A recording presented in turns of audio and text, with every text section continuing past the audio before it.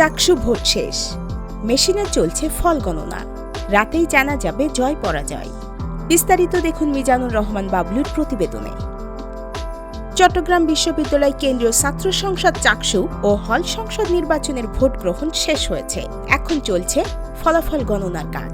নির্বাচন কমিশনের সদস্য ও আইটি সেলের প্রধান অধ্যাপক সাইদুর রহমান চৌধুরী জানিয়েছেন, সব ব্যালট স্ক্যান ও গণনা সম্পন্ন করতে প্রায় 7 থেকে 8 ঘন্টা সময় লাগতে পারে। তিনি বলেন, ভোটাররা যেসব ব্যালটে ভোট দিয়েছেন সেগুলো মেশিনে প্রি স্ক্যান করা হয়েছে। প্রায় 1,40,000 পাতা টেস্ট করা হয়েছে, যাতে নিশ্চিত হওয়া যায় প্রতিটি ব্যালট মেশিন ঠিকভাবে পড়তে পারে। কোনো বাইরের পাতা মেশিনে পড়লেও তা রিজেক্ট করবে, কারণ প্রতিটিতে আমাদের নিরাপত্তা কোড দেওয়া আছে।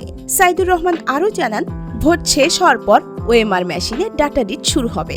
এরপর নমুনা যাচাইয়ের মাধ্যমে নিশ্চিত করা হবে মেশিনের কার্যকারিতা। এর আগে নির্বাচন কমিশনের সদস্য সচিব অধ্যাপক ডক্টর AKM আরিফুল হক সিদ্দিকী জানান, এবারের নির্বাচনে মোট ভোট পড়েছে প্রায় 60%। ভোট গ্রহণ হয়েছে ব্যালট পেপারে, আর গণনা করা হচ্ছে ওএমআর পদ্ধতিতে। ভোট গণনার পুরো প্রক্রিয়া বিশ্ববিদ্যালয় ক্যাম্পাসের 14টি বড় LED স্ক্রিনে সরাসরি দেখানো হচ্ছে, যাতে শিক্ষার্থীরা তাৎক্ষণিকভাবে পর্যবেক্ষণ করতে পারেন। প্রধান নির্বাচন কমিশনার অধ্যাপক ডক্টর মনিরুদ্দিন বলেন, হাতে লাগানো অমোচনীয় কালি উঠে যাওয়া সহ কিছু বিচ্ছিন্ন অভিযোগ এলেও সার্বিকভাবে ভোট গ্রহণ সুষ্ঠু, শান্তিপূর্ণ ও উৎসবমুখর পরিবেশে সম্পন্ন হয়েছে।